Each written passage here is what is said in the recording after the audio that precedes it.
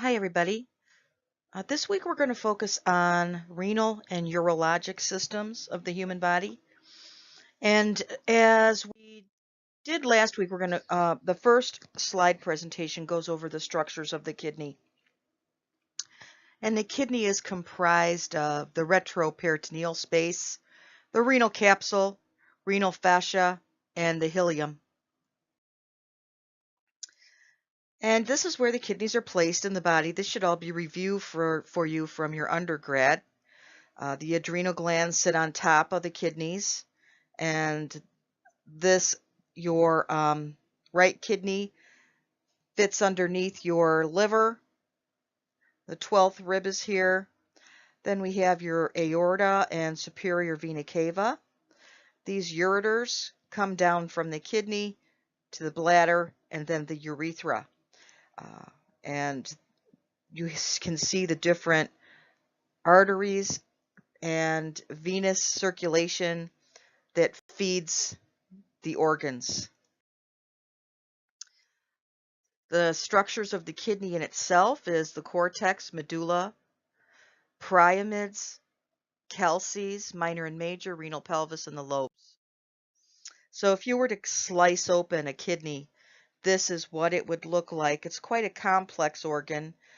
Inside, it looks simple on the outside, but it has a lot of function on the inside. Nephron are those individual functional units in the kidney, and there are about 1.2 million nephrons per kidney, and those nephrons contain cortical nephrons, mid-chordal nephrons, and juxtamedullary nephrons. These are the different names of the nephrons in the kidney. Renal corpuscle, glomerulus, Bowman capsule, mesangial capsule, and Bowman space capsule. And these are just terms that you should be familiar with. I don't want you to focus any time memorizing these things. We're simply going over the anatomy of the kidney. So when you look at the smaller, now we looked at the outside of the kidney, the inside of the kidney. Now we're going even smaller into what a nephron looks like. A nephron is comprised of many different little mechanisms to help purify, take all of the good stuff in and the bad stuff out. It's a filtering system to get rid of waste products.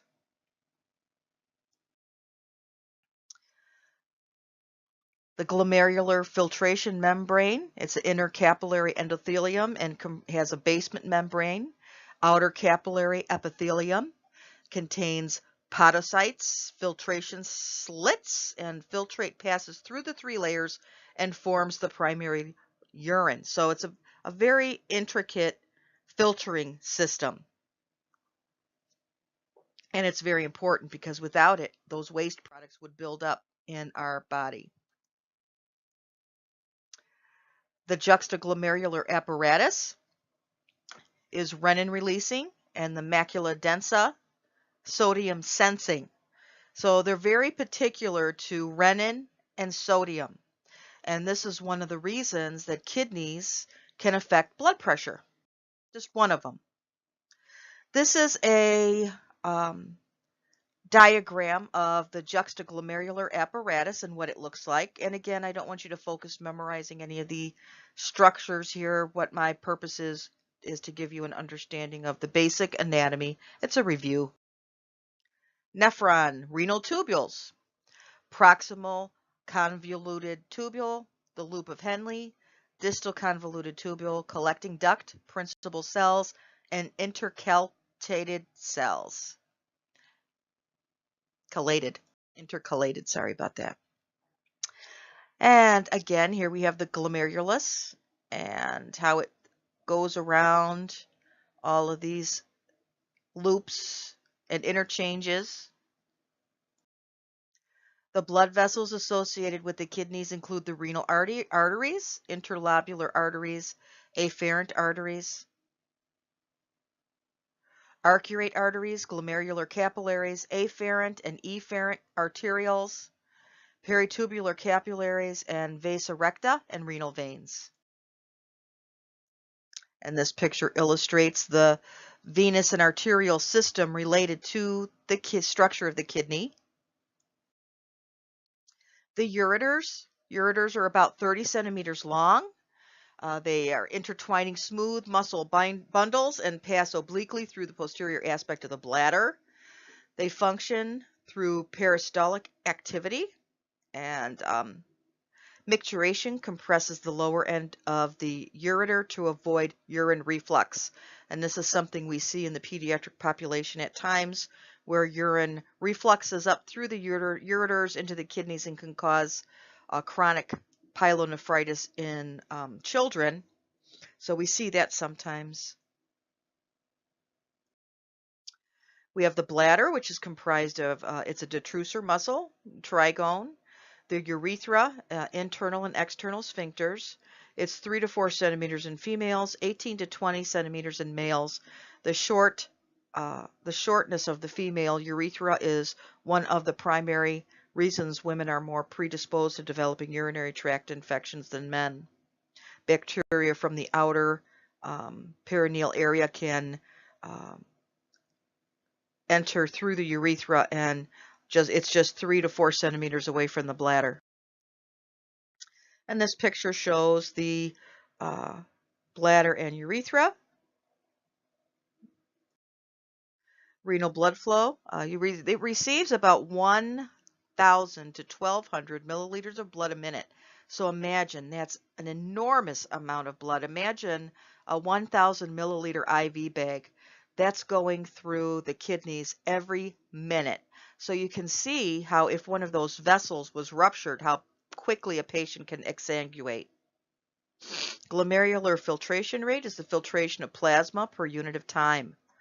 Autoregulation, the tubular glomerular feedback, and that is one of the regulatory systems of the kidney. Neural regulation, sympathetic fibers regulate the size of afferent and efferent arterioles, thus renal blood flow, no significant parasympathetic regulation. And this can affect blood pressure. If they're too narrow, it can cause an elevated blood pressure.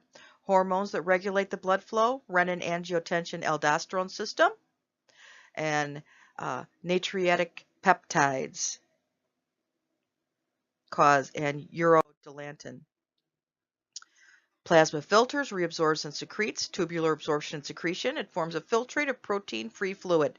So it's never normal to see protein in the urine. You know, we will see it once in a while if a patient has a urinary tract infection in small amounts, but it's never normal to have protein in the urine in large quantities. It's a symptom of something going on. Regulates the filtrate to maintain fluid volume, electrolytes, and pH.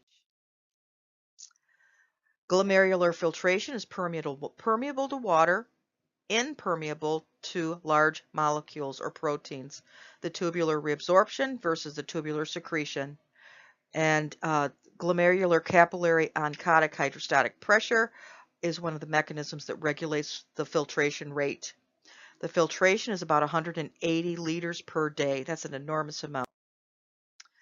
And this little slide here illustrates what glomerular filtration is all about. And again, I don't want you to spend too much time going over this material. This is a review for structures. We have the tubular transport, proximal convoluted tubule, which is active reabsorption of sodium. So that's the mechanism where, because we do need some sodium to exist, so it secretes the overabundance of sodium, but reabsorbs what we need. The glomerulotubular balance is an adjustment of reabsorption of sodium and water. The loop of Henle and distal tubule is related to the concentration or dilution of urine, countercurrent exchange system, and the production of uromodulin. And this slide illustrates that a little bit in more detail. Concentration and dilution of urine is regulated by concurrent exchange system. So it contributes to the production of concentrated urine, and fluid flows in opposite direction through parallel tubes. The fluid moves up and down the parallel limbs of the loop of Henle. The longer the loop, the greater the concentration gradient. Hormones that regulate renal function: ADH, aldosterone, natriuretic peptides, and diuretics. Vitamin D is necessary for the absorption of calcium and phosphate, and erythropoietin is released when there's a decreased oxygen to the kidney. It stimulates red blood cell production. We're going to pass that and that. Different tests that you'll utilize when you are examining renal function: clearance in renal blood flow, clearance in glomerular filtration rate, which is checking these substances, different blood tests, and a urinalysis. Those are the most common renal function tests. Urodynamic tests, you're going to see here, and direct visualization tests. And this is when the urologist actually is directly visualizing through a scope into the bladder and the ureters.